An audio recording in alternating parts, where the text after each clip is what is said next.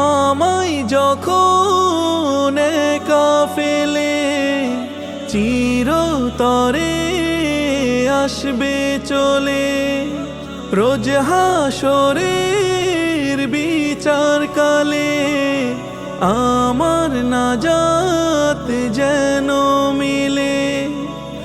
আমায় যখন একা ফেলে চিরতরে আসবে চলে, রোজ হাসরের বিচার কালে আমার নাজাত যেন মিলে।